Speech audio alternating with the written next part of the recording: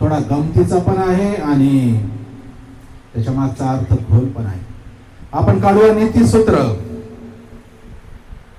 नीतिसूत्राचं पुस्तक, याचा 11वा अध्याय आणि त्याचं 22वा वचन कोणीतरी वाचा. नीती 11 आणि 22.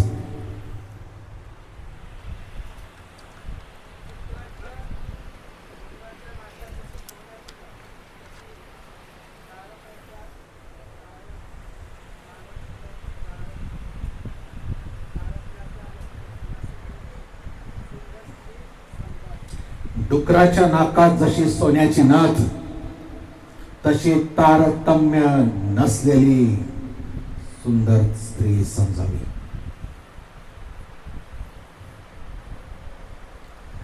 आजच्या जगामध्ये सुंदरता हा एक मोठा विषय. लाखो रुपये खर्च करतात लोक सुंदर दिसण्यासाठी.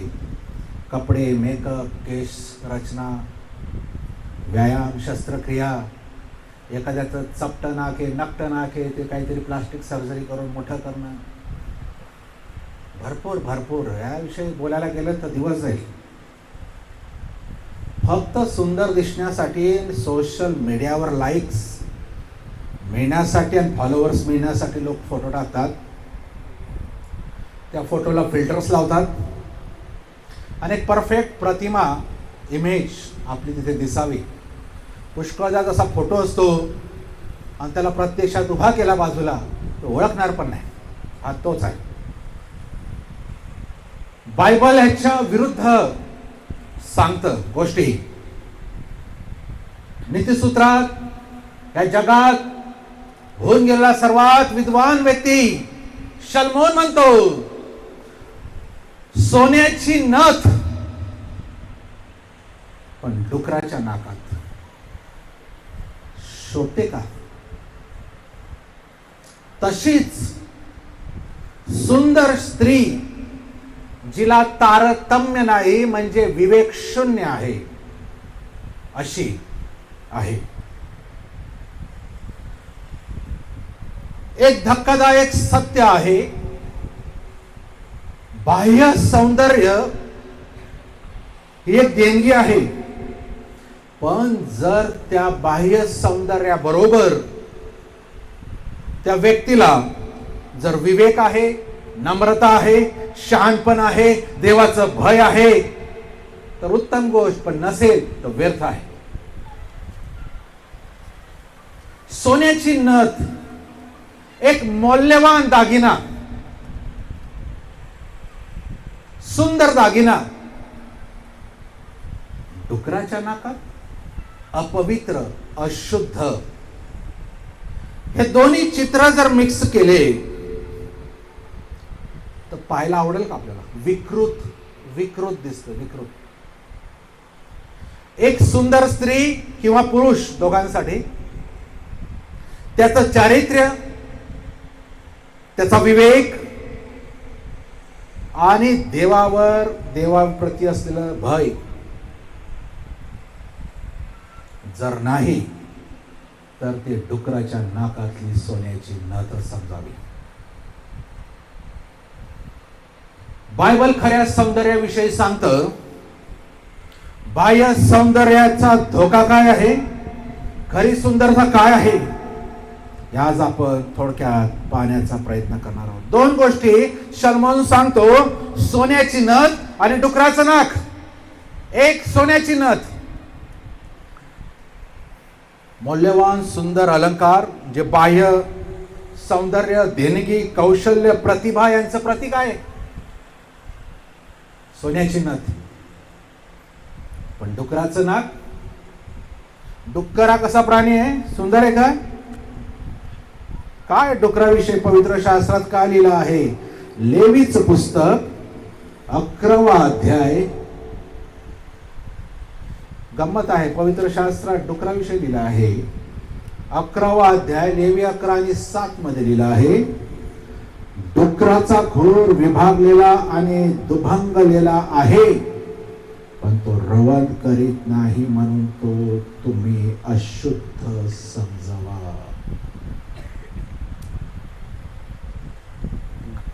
डुक्कर घाणीत राहतो, घाण खातो. हे अशुद्ध हृदय, अविवेकी जीवन आणि देवाचं भय नसलेल्यांचं प्रतीक आहे. आपण शब्दशः अर्थ लावत नाही, तर आम्ही त्याचं चारित्र्य लागूकरण करतो. सोन्याची नथ एका बाजूला मौल्यवान, सुंदर, एक अलंकार आहे, सर्वांना वाटतं असावं.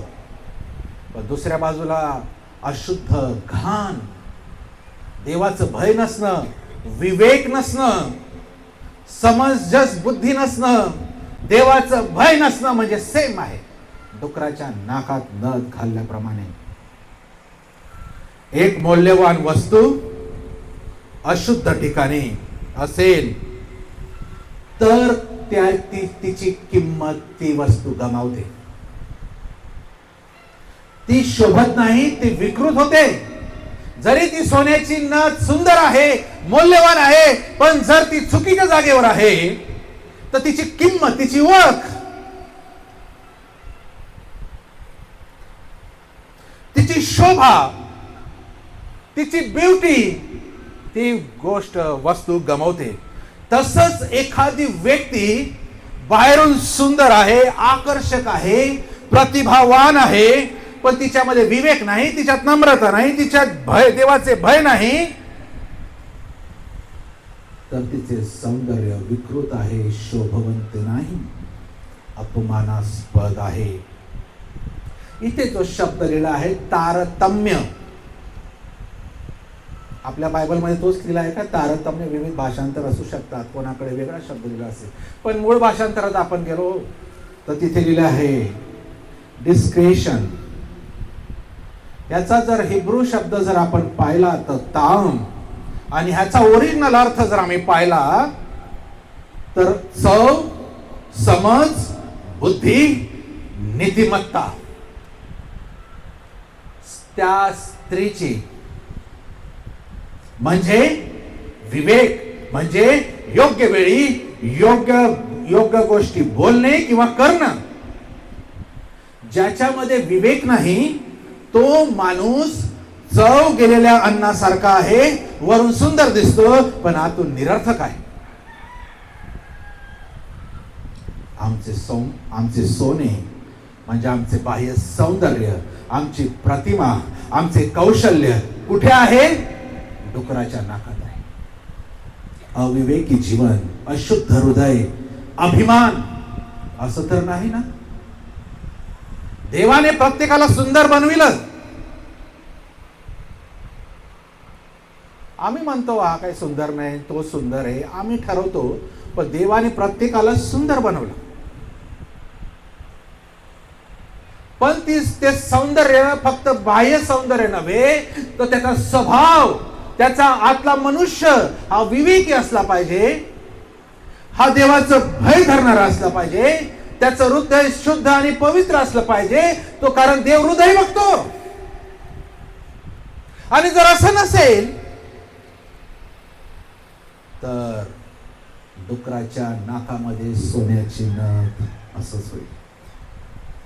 काही उदाहरण आम्ही बायबल मधून पाहणार आहोत, जे बाहेरून अतिशय सुंदर होते किंवा होती, पण अविवेक, अभिमान, अशुद्धता यामुळे त्यांचा शेवट वाईट झाला. दलीला, शास्त्रीचे पुस्तक 16वा अध्याय, शास्त्रीचे पुस्तक 16वा अध्याय आणि त्याची 4 ते 21 वचनं आहे, पण आपण फक्त 4थं वचन पाहणार आहोत. 16 आणि 4. शास्त्र 16:4 मध्ये, नंतर सोरे खोऱ्यातील दलीला नावाच्या एका स्त्रीवर त्याचे प्रेम जड बसले. आपण जर 4 पासून 21 पर्यंत वाचा घरी. दलीला नावाची ही स्त्री सुंदर होती, आकर्षक होती. शमशोन तिच्यावर मोहित झाला, पण या सुंदर असलेल्या स्त्रीमध्ये, आकर्षक असलेल्या स्त्रीमध्ये विवेक नव्हता, तारतम्य नव्हतं, चव नव्हती. तिने पलिष्ठ्यांकडून 1100 चांदीचे नाणे घेऊन शमशोनाला विकले. 1100, 1100. तिने जो तिच्यावर प्रेम करत होता, जो तिच्यावर प्रीती करत होता, जो बलवान होता, जो देवाचा नाजीर होता, त्याला फसवलं, त्याचा विश्वासघात केला, त्याचं गुपित, त्याच्या सामर्थ्याचं गुपित तिने काढून घेतलं आणि शत्रूंच्या हाती तिने विकलं. पुष्कळदा ज्यांना विवेक नसतो ते हुशार ना फक्त ह्या गोष्टी काढण्यातच असतात. वाईट गोष्टी काढून त्यांचं डोकं इतकं भारी चालतं लगेच की कशा रीतीने ह्याच्याकडून ह्या गोष्टी काढून घ्याव्या, कशा रीतीने याला अडकावं, कशा रीतीने याला विशिष्ट व्यक्तीला फसवावं, ह्याच्यात एकदम फास्ट डोकं चालतं. पण जेव्हा देवाच्या बाजूने चांगल्या करण्याच्या गोष्टी येतात, आम्ही मंद होऊन जातो, थंड होऊन जातो आणि बधीर होऊन जातो. आम्हाला समजत नाही आम्ही काय करावं, आम्हाला धक्का मारून पुढे तरी बळजबरी कोणीतरी न्यावं असे आम्हाला सुचत नसलेले आम्ही वागतो. ही सुंदर आहे, हिची बुद्धी कुठे चालली आहे बघा, कशा रीतीने त्याला मांडीवरती झोपवत आहे. तुझं राज सांग, तुझे सामर्थ्य कसं आहे आपल्याला स्टोरी माहिती आहे. आणि त्याचं सामर्थ्य त्याच्या केसामध्ये आहे हे जेव्हा तिला कळतं तेव्हा ती काय करते, त्याचं सिक्रेट, त्याचं गुपित ती बलिष्ठांना विकते 1100 चांदीच्या नाण्यामध्ये आणि त्याचा घात करते. तिची सुंदरता तिला डुकराच्या नाकाच्या नथ बनवते.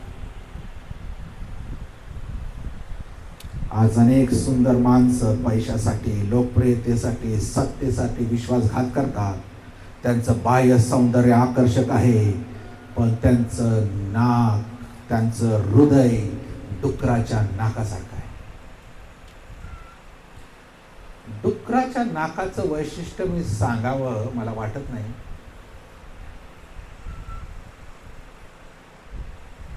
डुक्कर नेहमी आयुष्यभर खाली बघतो, वर पाहत नाही.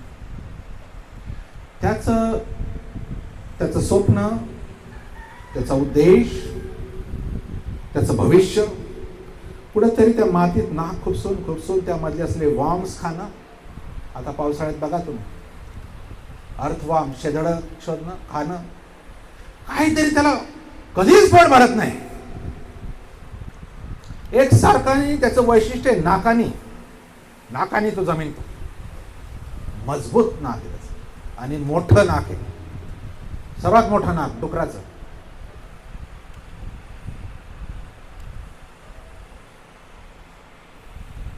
आणि ते अशुद्ध आहे, असलेलं आहे की दलिलाचं सौंदर्य तिला होतं, आकर्षक होते, पण ते अविवेकी होते. तिचं सौंदर्य तिला डुकराच्या नाकातील सोन्याच्या नथेप्रमाणे बनवतो. दुसरी स्त्री आम्ही बघतो ती म्हणजे इजबेल. पहिले राजे 16वा अध्याय, पहिले राजे 16वा अध्याय आणि त्याचं 31वं वचन. पहिले राजे 16 आणि 31 मध्ये लिहिलं आहे,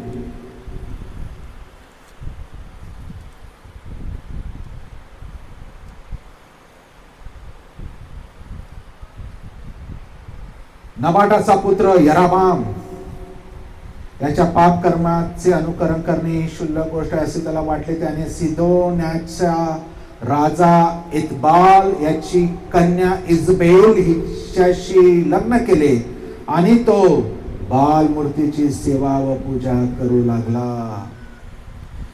पहिले राजे 21वा अध्याय आणि 15वे वचन.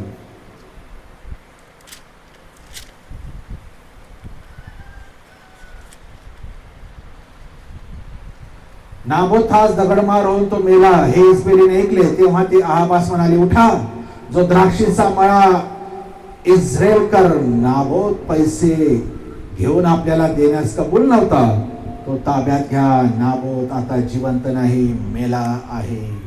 इजबेल सुंदर आहे, सिडोनची राजकन्या लिहिली आहे, सिडोन. पण ती अत्यंत दुष्ट आहे.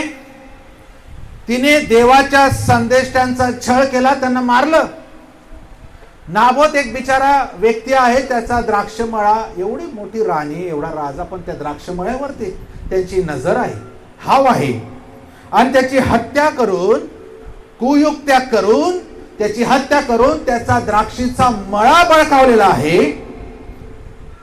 तिचा शेवट कसा झाला? तिला खिडकीतून बाहेर फेकले, कुत्र्यांनी तिचं रक्त चाटलं, मांस खाल्लं.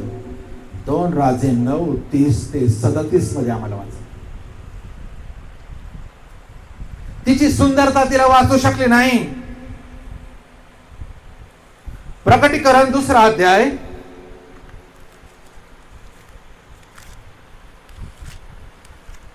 प्रकटी 2 20 ते 25 मध्ये लिहिलं आहे, तरी तुला दोष देणे मला प्राप्त आहे, कारण इजबेल नावाची जी स्त्री आपणाला संदेष्टी म्हणविते आणि जार कर्म करण्यास व मूर्तीला दाखविले नैवेद्य खाण्यास माझ्या दासांना शिकवून भुलविते, तिला तू तसे करू देतोस. तिने पश्चाताप करावा म्हणून मी तिला अवकाश दिला, तरी आपल्या जार कर्माबद्दल पश्चाताप करण्याची तिची इच्छा नाही. पहा, मी तिला अंथरुणाला खिळून टाकीन आणि तिच्या बरोबर व्यभिचार करणाऱ्या लोकांस तिने शिकविलेल्या कृत्यांबद्दल त्यांनी पश्चाताप न केल्यास मोठ्या संकटात पाडीन. मी तिच्या मुलाबाळांना जीवे मारेन, म्हणजे ते मंडळांना कळून येईल, म्हणजे सर्व मंडळांना कळून येईल की मी मने व अंतकरणे यांची पार करणारा आहे आणि तुम्हा प्रत्येकाला ज्याच्या त्याच्या कृत्यांप्रमाणे प्रतिफळ देईल.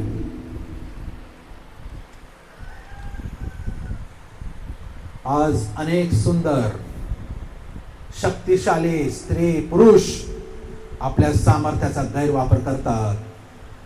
छळ, अत्याचार, खोटे आरोप. बाह्य सौंदर्य ही सोन्याची नथ आहे, पण हृदय इजबेली सारखे दुष्ट आहे. नीतिसूत्र याचा 7वा अध्याय,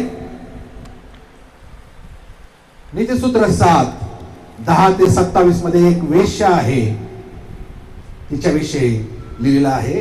7:10 पासून 27 पर्यंत बघा. ही एक स्त्री आहे सुंदर. नीतिसूत्र 7 आणि 10. तेव्हा वेश्येचा पोशाख केलेली कोणी एक कावेबा स्त्री त्याला भेटली.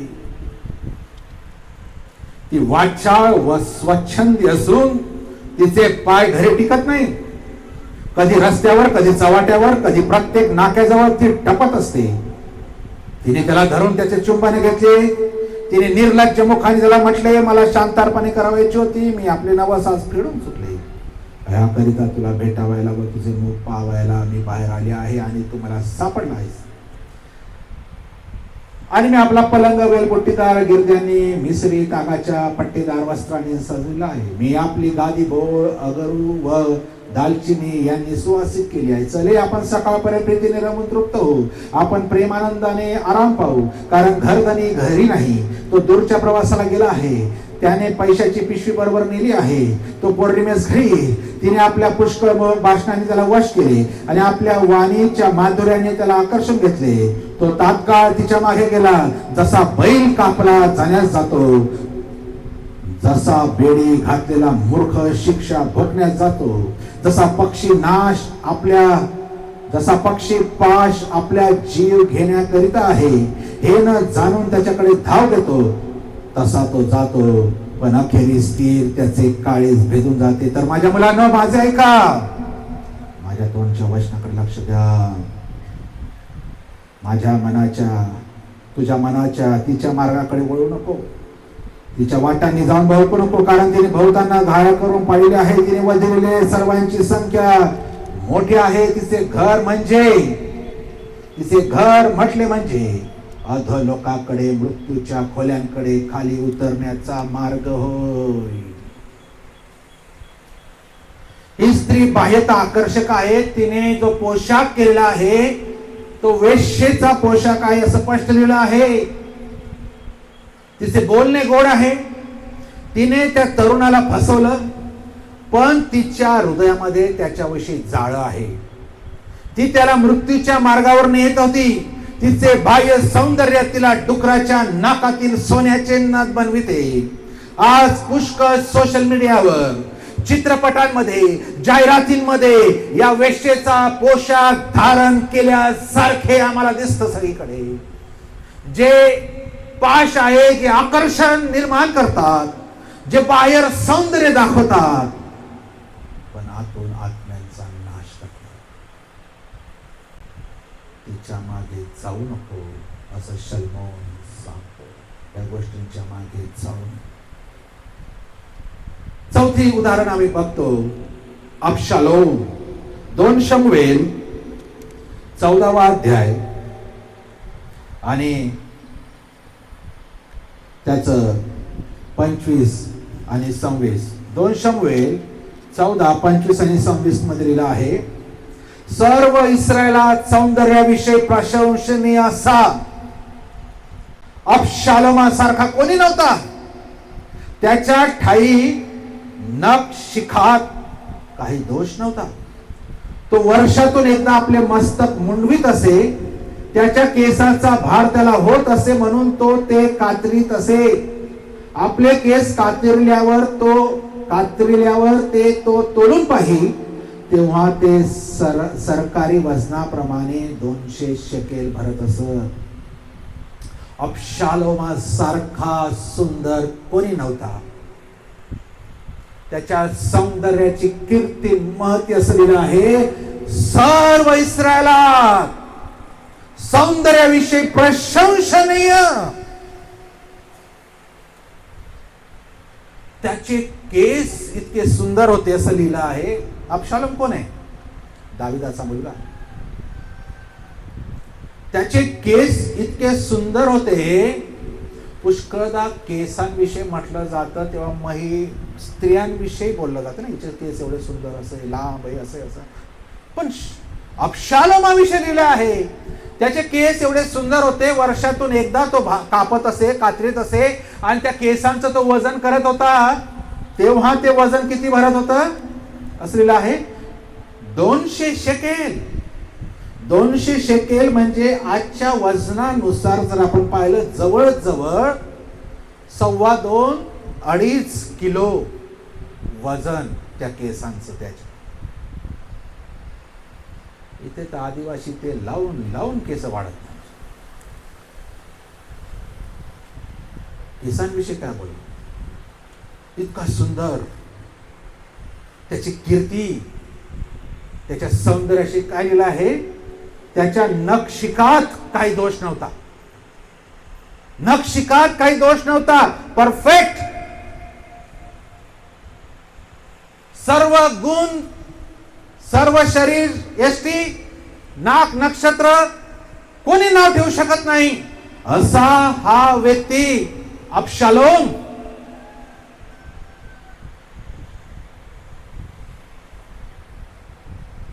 पण त्याच्या हृदयात बंडखोरी होती. त्याने आपला बाप दावीद याच्या विरोधात बंड केलं. लोकांची मनं भडकवली, लोकांची मनं चोरली, आणि दाविदाचं राज्य, आपल्या बापाचं राज्य हिसकवण्याच्या मागे तो होता.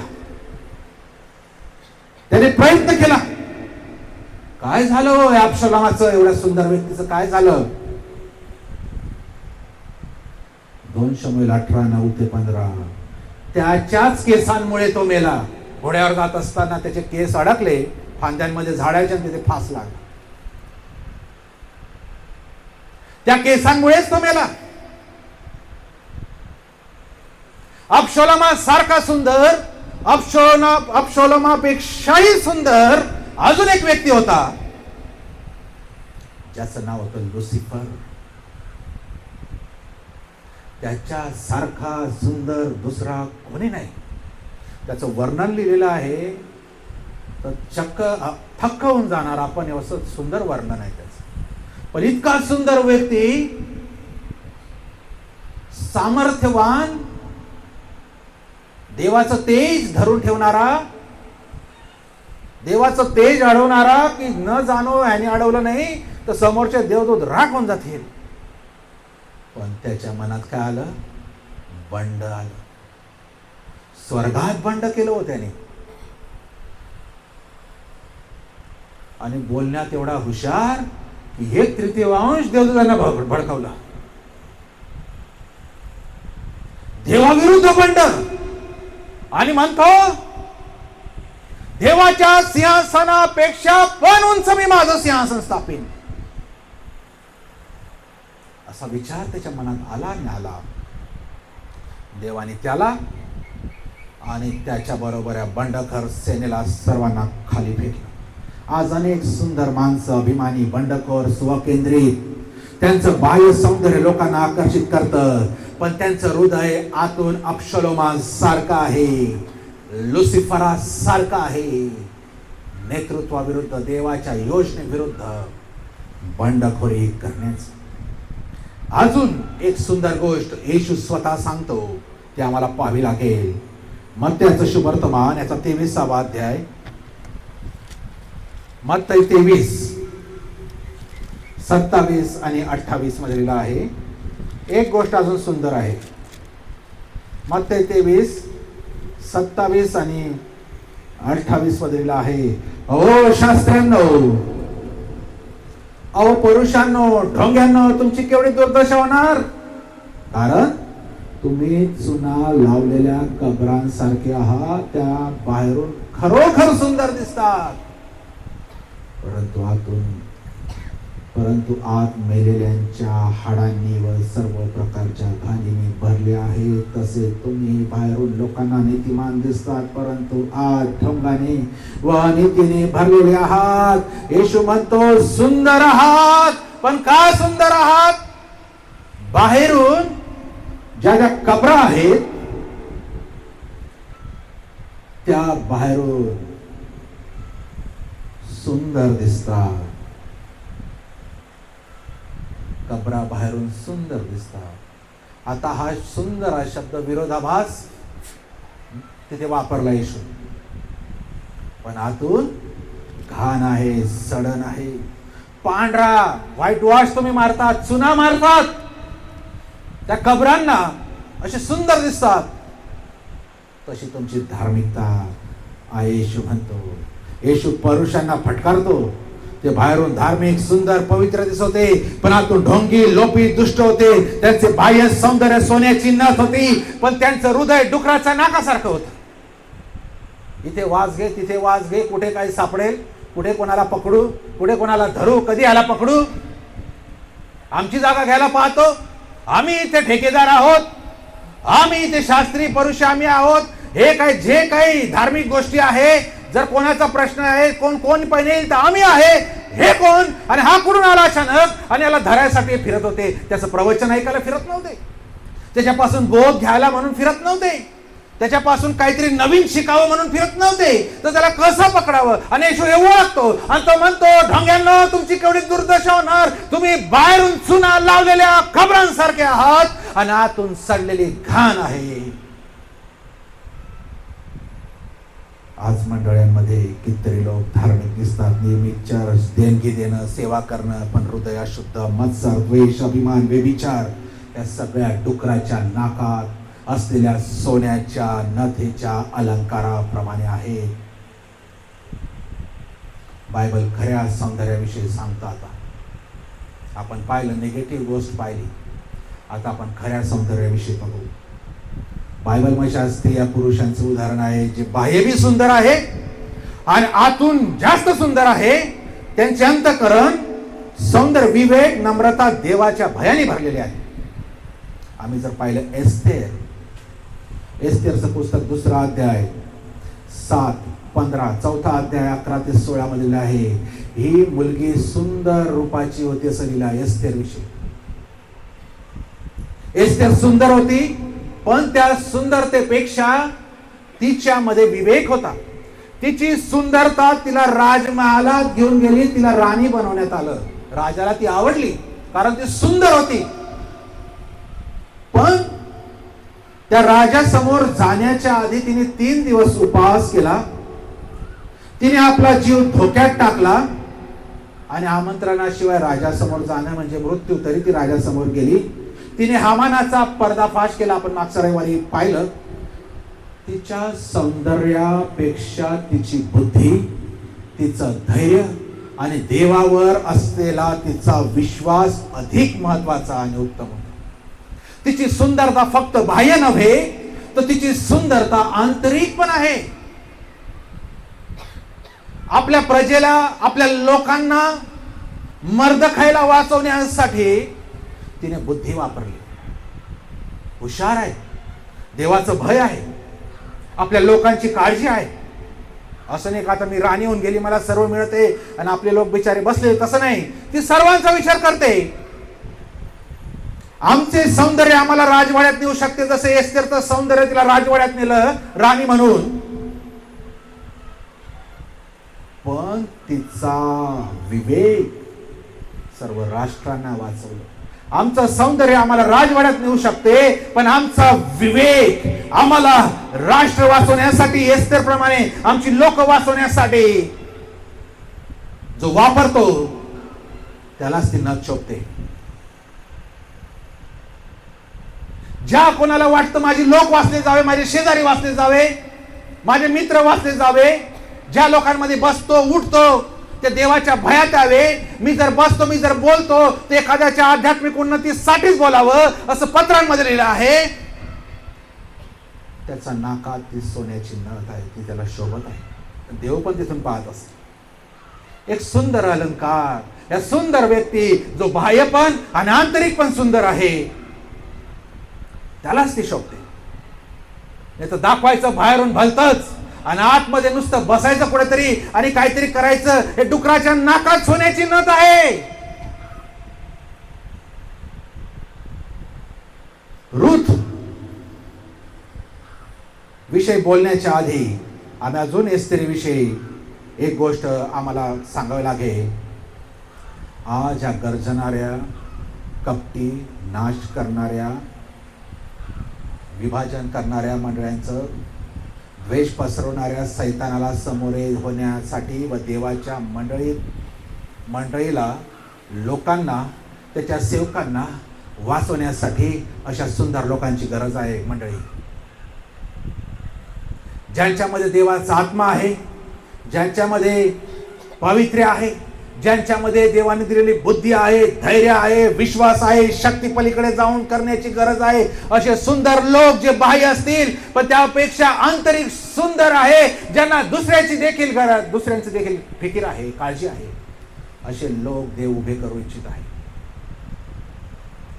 जे आंतरिक शुद्ध आहे, ज्यांना समजतं जिथे गडबड गोंधळ आहे तिथे जर मी माझी बुद्धी वापरली तर देव माझा उपयोग करून घेईल. माझ्या बुद्धीचा, माझ्या कल्पकतेचा, माझ्या हुशारीचा, माझ्या ज्ञानाचा, माझ्या ठाई दिलेल्या आत्म्याचा अशा लोकांची गरज आज लोकांना आहे. आणि त्यांच्या नाकातच ही सोन्याची नथ शोभते. रूथ निष्ठा आणि नम्रता विषयी आम्ही बघतो. रूथचं पुस्तक 3 अध्याय 11 वचनातील आहे. तू नवमीला सोडली नाहीस. तिने नवमीला सोडलं नाही. सर्व लोकांना माहिती आहे ती सद्गुणी स्त्री आहे. रूथ सुंदर स्त्री आहे. बोआज तिच्याकडे आकर्षित झाला, पण तिची खरी सुंदरता तिच्या निष्ठेमध्ये आहे. तिने नामीला सोडलं नाही. ती नम्र आहे. ती शेतामध्ये धान्य गोळा करत आहे. तिच्यामध्ये सद्गुण आहे. तिने बोआजा बरोबर व्यभिचार केला नाही. खरी सुंदरता म्हणजे आम्ही दुसऱ्यांसाठी काय सोडतो.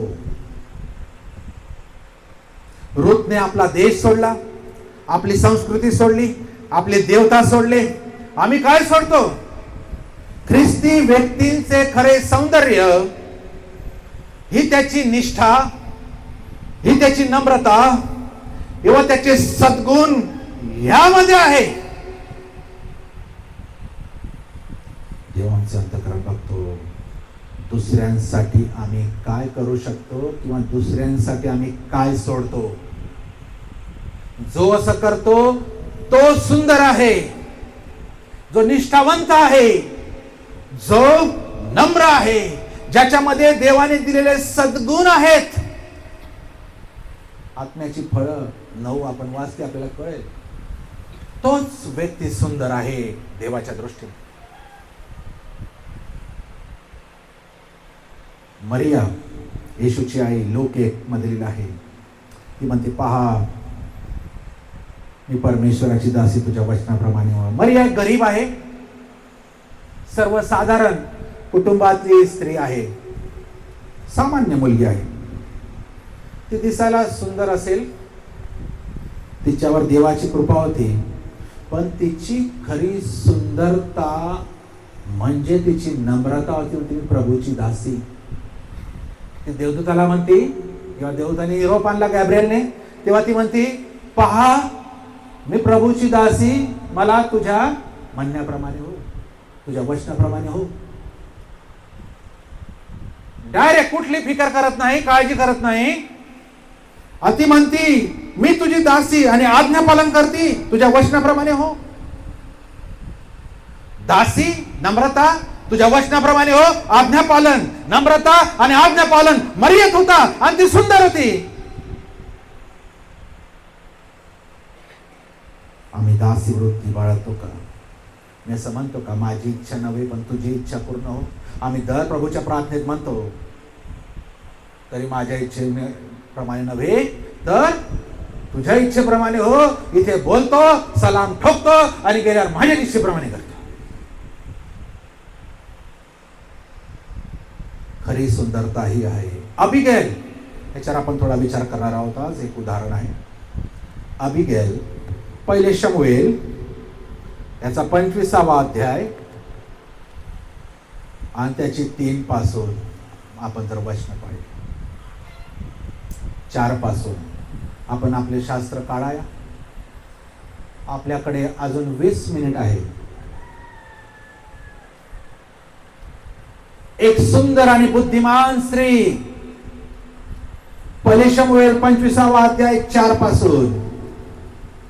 पण तिचा नवरा मूर्ख. स्त्री बुद्धिमान, नवरा मूर्ख, अशी इथे ही गोष्ट आहे.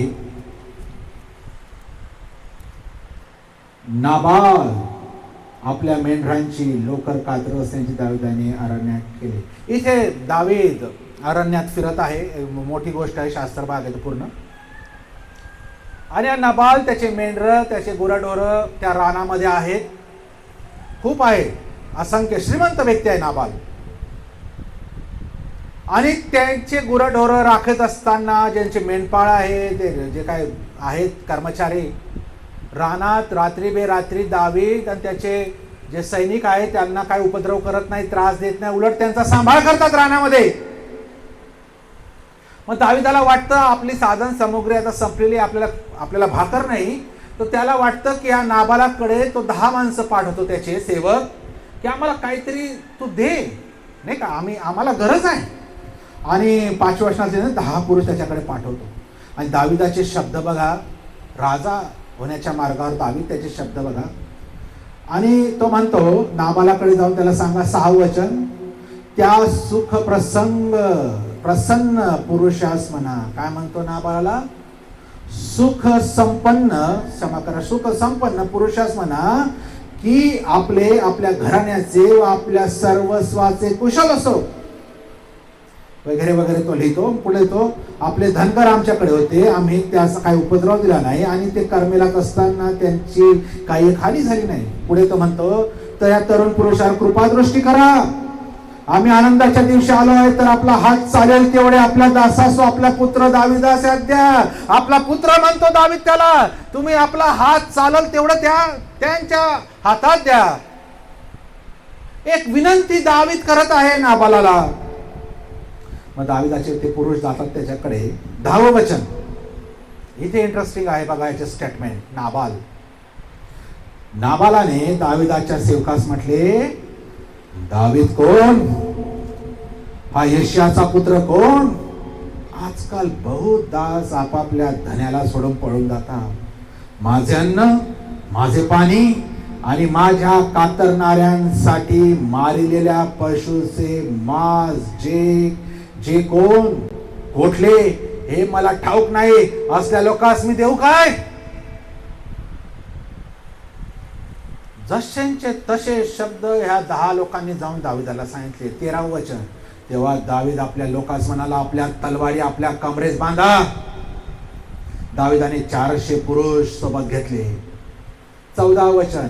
एका चाकराने जाऊन नाबालाची स्त्री अबिगेलीला हे सर्व गोष्टी सांगितल्या. तिला लगेच समजलं आता काय होईल पुढे. 15वे वचन. हे लोक आम्हाशी चांगल्या रीतीने वागले. ते लोक तिला सांगतात अबिगेलला, आम्ही मैदानात होतो तो त्यांनी आमचे दळणवळण होते, त्यावेळी त्यांनी आम्हाला काय उपद्रव केला आणि आमची काही हानी केली नाही. 16वे वचन. आम्ही त्यांच्या बरोबर शेंडरे मेंढरे राखत होतो तोवर ते रात्रंदिवस आम्हा तटबंदी सारखे होते. आता काय करायचे? ती म्हणते, धनी तर असा अधम आहे, 17च्या अर्धा भाग. आणि धनी तर असा अधम आहे की त्याला बोलण्याची कोणाची छाती नाही. या नाबाला बरोबर हा अधम मनुष्य आहे, हा मूर्ख आहे, आपल्या भाषेत म्हणायचं तर हा भिंडोक आहे. ह्याच्या बरोबर बोलणं म्हणजे कठीण गोष्ट, कोणाची छाती नाही. आणि मग ते 18 पासून ती काय काय बनवते अबिगल बघा. त्वरेने काय करते? 200 भाकरी, द्राक्ष रसाचे 200 पुतले, 5 मेंढरांचे वधलेले मांस, 5 मापे हुंडा वगैरे वगैरे, गाढवावर लाती, अंजिराच्या ढेपा वगैरे. आणि ती त्या दाविदाच्या दिशेने जाते. रस्त्यात दावीद भेटतो आणि दाविदाच्या ती पाया पडून त्याला नमस्कार करते. 23वे वचन. अबिगैल दाविदास पाहून झटकन गाढवावरून उतरली व दाविदा पुढे जमिनीवर उपडी पडून तिने दंडवत घातले. ती त्याच्या पाया पडून म्हणाली, हो माझे स्वामी, हा अपराध माझ्या शिरे असू द्या. आपल्या दासीला आपल्या कानात काही सांगू द्या. आपल्या दासीचे बोलले का? माझ्या स्वामीने त्या अधम नाबालाचे काही एक मनात आणू नये. तो आपल्या नावासारखा आहे. त्याचे नाव नाबाल कंसात मूर्ख असे आहे आणि त्याच्या ठाई मूर्खपणा आहे. ती म्हणते तिच्या नवऱ्याविषयी, ती म्हणते हा अधम आहे, हा आपल्या नावाप्रमाणे मूर्ख आहे, याला समजत नाही. आणि ते पुढे सर्व ती त्याला विनंती करते. दावीद रक्तपात करण्याचं थांबवतो आणि 38व्या वचनामध्ये बघतो, नंतर 10 दिवसांनी परमेश्वराकडून नाबालास असा तडाखा मिळाला की तो मृत्यू पावला. 10 दिवस फक्त. तो म्हणतो, हा दावीद कोण? हा ईशाचा पुत्र कोण? म्हणजे त्याचं नाव त्याच्या बापाचं नाव काढतो. काही संबंध नाही. हा अधम आहे, हा दुष्ट आहे.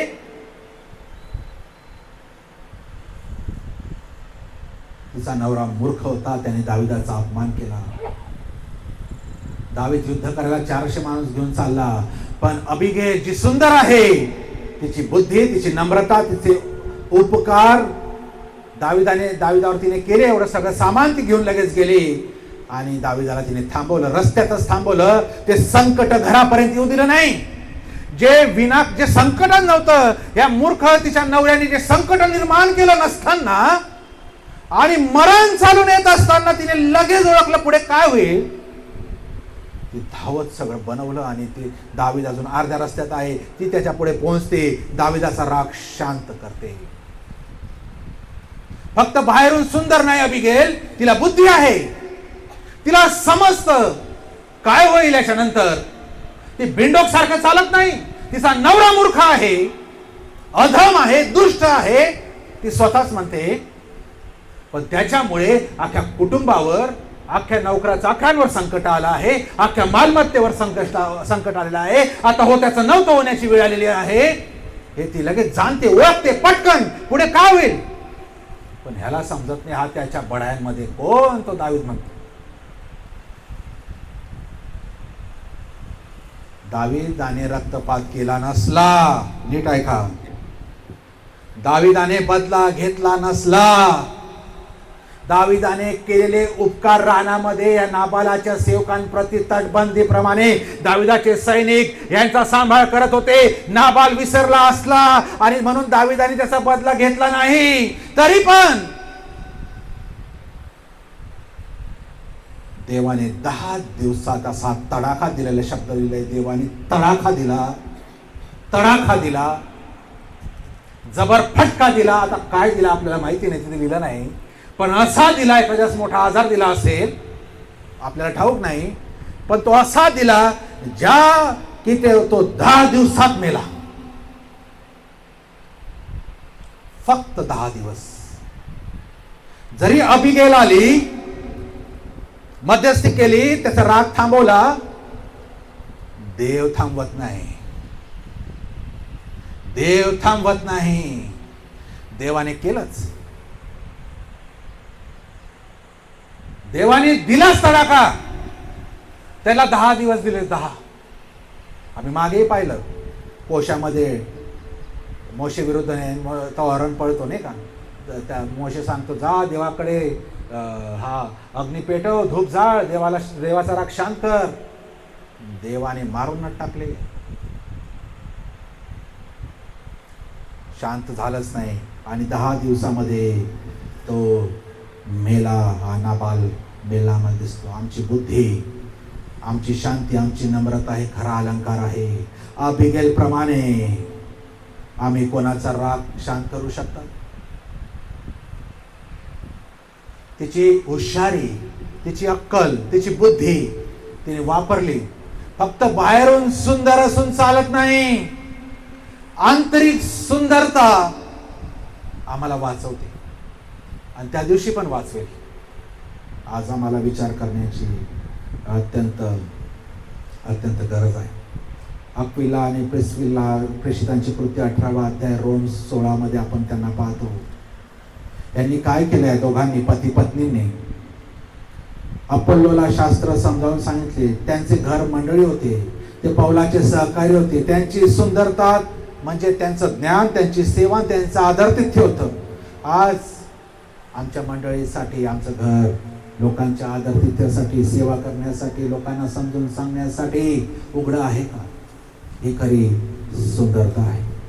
आणि खऱ्या सौंदर्याची व्याख्या आम्हाला 1 पेत्र 3 अध्याय, 1 पेत्र 3 अध्याय आणि त्याचे 3 आणि 4 मध्ये लिहिलं आहे. 1 पेत्र 3 आणि 4 मध्ये लिहिलं आहे, तुमची शोभा केसाचे गुंफणे, सोन्याचे दागिने घालणे किंवा उंची पोशाख करणे यात बाहेरून दिसणारे नसावी, तर जो सौम्य व शांत आत्मा देवाच्या दृष्टीने बहुमूल्य आहे, त्याची म्हणजे अंतःकरणातील गुप्त मनुष्यपणाची अविनाशी शोभा असावी.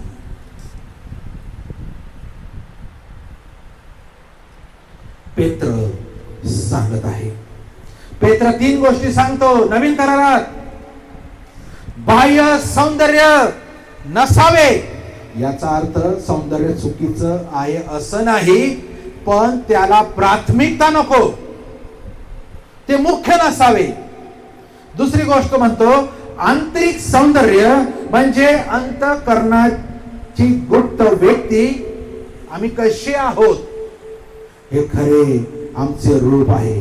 आणि तिसरी गोष्ट म्हणतो नम्र आणि शांत आत्मा हा अविनाशी अलंकार आहे. तो कधी संपत नाही, कधी जीर्ण होत नाही.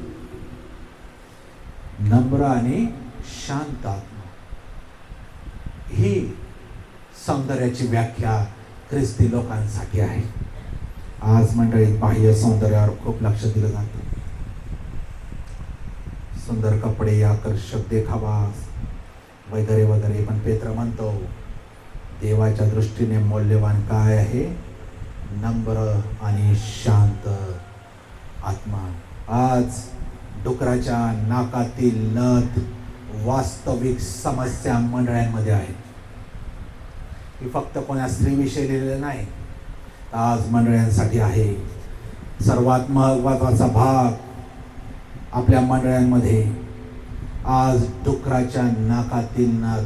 जर डुकराचं नाक असं लांब असतं नाही का, त्याच्या चेहऱ्यापेक्षा डोळ्यापेक्षा पुढे असतं ना, आणि त्या नाकात नथ म्हणजे याच्या डोळ्यासमोर ती नथ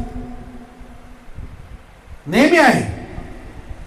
म्हणजे आजच्या मंडळांमध्ये डुकराच्या नाकातील नथ म्हणजे स्वधार्मिकता, नेहमी डोळ्यासमोर स्वतःची धार्मिकता.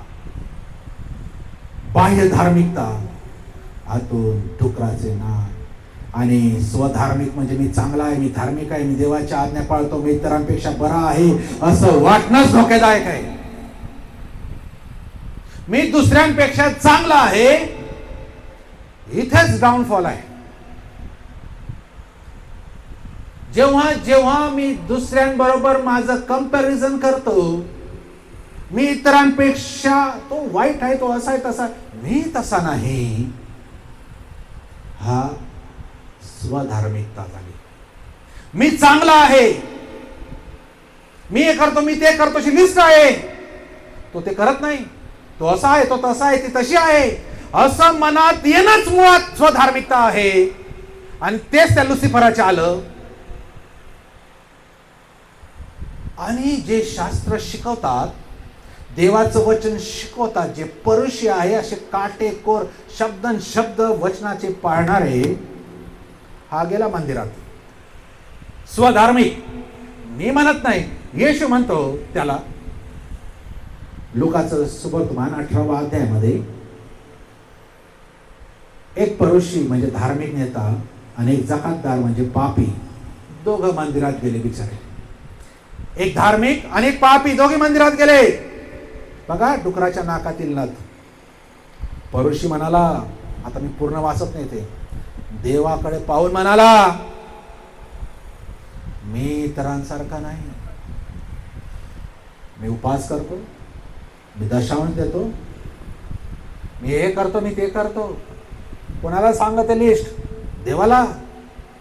बरं ठीक आहे, तुझं तू सांगितलं, त्याच्याकडे पाहून म्हणतो मी ह्याच्यासारखा तर मिळूच नाही. अरे तू तुझं सांग, ह्याच्या पुढे अजून सांगू राहिला. या जकातदारासारखा मी नाही असं त्याला म्हण. देवाला सांगतो. दुसऱ्या बाजूला जकातदार वर स्वर्गाकडे दृष्टी लावायला तो धजत नाही, थांबतो, 3 शब्दाची प्रार्थना करतो, देवा माझ्यावर कृपा कर, मी पापी आहे. मग येशू म्हणतो, ह्यामधून दोघांमधून नीतिमान आणि पापी कोण? येशूने उदाहरण दिलं, दाखला दिला आम्हाला समजण्यासाठी, स्वधार्मिक ठरवणाऱ्यांना समजवण्यासाठी येशूने दाखला दिला. आणि तो म्हणतो ह्यामध्ये खरा नीतिमान कोण आणि पापी कोण? परुषी बाहेरून सुंदर होता, म्हणजे धार्मिक होता, नियम पाळणारा होता, देणगी देणारा होता, पण त्याचे हृदय अभिमानाने स्वधार्मिकतेने भरले होते. त्याची सोन्याची नथ ही बाह्य धार्मिकता डुकराच्या नाकात म्हणजे त्याच्या अभिमानी हृदयात होती. जकातदार बाहेरून कुरूप होता, म्हणजे पापी होता, पण त्याचे हृदय नम्र होता, ही त्याची सुंदरता होती. आज मंडळांमध्ये पुष्कळ ख्रिस्ती बाहेरून परिपूर्ण दिसतात, नेहमी चर्च आहे, देणगी, सेवा, बायबल अध्ययन आहे, पण त्यांच्या मनात मी इतरांपेक्षा बरा आहे हा अभिमान आहे. ते इतरांची टीका करतात, चाळी करतात, मत्सर बाळगतात. ते डुकराच्या नाकातील सोन्याच्या नथेप्रमाणे आहेत. मी त्यांच्यापेक्षा बरा आहे, मी चांगला आहे, मी उत्तम आहे. धोका आमच्यासाठी फार मोठा आहे प्रियांनो. हा दुष्ट आमच्याशी खेळ करत आहे. मी धार्मिक आहे असे दाखवून. आम्ही परुषी तर नाही ना, आम्ही आमच्या धार्मिक कृत्यांचा अभिमान बाळगत तर नाही ना. मी दशांश देतो, मी सेवा करतो, मी प्रार्थना करतो, हे सर्व सोनं आहे, पण माझे हृदय मी तपासतो का? जिथे डुकराचं नाक आहे तिथे अभिमान आहे, मत्सर आहे, द्वेष आहे तर नाही ना. काही लोक मंडळांमध्ये प्रार्थना करत फिरतात उगाचच, सेवेच्या नावाखाली, काहीतरी मदत करण्याच्या नावाखाली घरोघरी फिरतात, मोठे मोठे प्रार्थना वचन बोलतात, आणि तीच माणसं नंतर कोणाविषयी निंदा चाड्या करत बसतात. हे डुकराच्या नाकातील सोन्याच्या नथाप्रमाणे आहे. एक व्यक्ती जर प्रार्थना करतो, एक व्यक्ती जर समजून सांगतो, एक व्यक्ती एखाद्याच्या आजाराविषयी प्रार्थना करतो, तोच व्यक्ती दुसऱ्याविषयी वाईट बोलू शकत नाही. इम्पॉसिबल आहे. जर असं होत असेल तर डुकराच्या नाकासारखं आहे. प्रगटीकरणात लिहिलं आहे, एका झऱ्यातून गोड आणि कडू पाणी निघत नाही, निघू शकत नाही. एकाच झऱ्यातून, एकाच मुखातून, ज्या देवाकडे मी प्रार्थना करतो त्याच मुखातून मी त्या दुसऱ्या भावाविषयी बोलू शकत नाही. चुकला, मला अधिकार नाही बोलायचा, पण आणि असं असेल हे स्वधार्मिक डुकराच्या नाकाप्रमाणे स्वतःची धार्मिकता त्या सोन्याच्या नथेप्रमाणे मिरवत जर फिरवत असतील प्रियांनो, अत्यंत मोठा धोका मंडळीला पण आहे. हे डुकराचे नाक आम्हाला ओळखावे लागेल. हे सोन्याच्या नथ त्यांना शोभत नाही. सोन्याची नथ नम्र शांत मनाच्या लोकांनाच शोभते. देवाचं वचन एवढ्या उदाहरणातून मी आपल्या पुढे ठेवत आज मंडळांमध्ये आम्ही बघतो पुष्कळ गोष्टी अशा आहे. बाह्य सौंदर्याला इतकं मोठं करून ठेवलेलं आहे, पण आम्ही जेव्हा उपासना करतो, आराधना करतो, त्या आराधनेमध्ये पश्चाताप नाही, आत्मपरीक्षण नाही. कानाला गोड मधुर वाटणाऱ्या गोष्टी आम्हाला हव्या. मला कोणीतरी चांगलं म्हणणारं हवं, मला ते ऐकायचं आहे. तू पापी आहे, तुला पश्चातापाची गरज आहे, हे ऐकायला नको. आमच्यातील डुकराचं नाक आम्हाला दाखवणारे नको. आम्हाला फक्त सोन्याची नथ पाहिजे आहे पाहायला.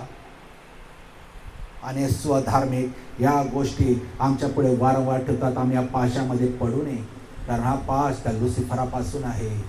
आणि म्हणून आम्हाला सावध राहायचं आहे. सुंदर उपदेश पण विवेक नाही, शब्दाचा भंडार पण जीवनात रिक्तता आहे. आज असे उपदेशक पण आहे.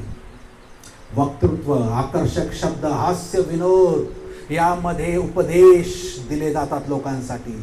हा 1.5-2 तास एंटरटेनमेंटचा प्रोग्राम झालेले आहे चर्चेस. मी आपल्या SM विषयी बोलत नाही, पण 1.5 आणि 2 तास मनोरंजनाचं ठिकाण आणि केंद्र आज चर्चेस मध्ये झालेले आहे. लोक आता गांभीर्य विसरून गेलेले आहे.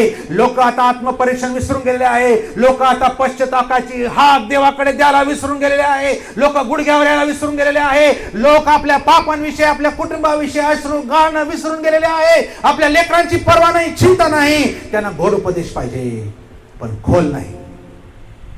गोड पाहिजे पण खोल नाही. आणि गोड आम्हाला तारू शकत नाही, पण खोल आम्हाला विचार करायला लावतात. आमचं स्थान आज कुठे आहे. म्हणून इर्मया 23:28 मध्ये आहे, माझ्याकडे ज्याच्याकडे माझे वचन आहे त्याने माझे वचन विश्वासूपणे बोलावे. माझे वचन अग्नीसारखे आहे आणि हातोड्यासारखे आहे. अग्नी आणि हातोड्यासारखं देवाचं वचन आहे. आणि ज्याच्याकडे मी वचन दिलेलं आहे त्याने ते विश्वासूपणे बोलावं. लोकांना हसवण्यासाठी, गुदगुल्या करण्यासाठी, कोणाला कुरवळण्यासाठी नव्हे, कोणाला बरं वाटेल म्हणून नव्हे, तर वैयक्तिक प्रत्येकाला, मला बोलणाऱ्याला धरून प्रत्येकाला ते टोचलं पाहिजे, कारण त्याच्यात मरण आणि जीवन आहे. तसं नसेल तर डुकराचं नाक आहे. देवाचं वचन हातोड्यासारखं आहे, फोडतं, तुकडे करतं, दुरुस्त करतं. आज अनेक उपदेश गुलाबाच्या पाकळ्यांसारखे आहे, गोड पण काही बदल घडत नाही.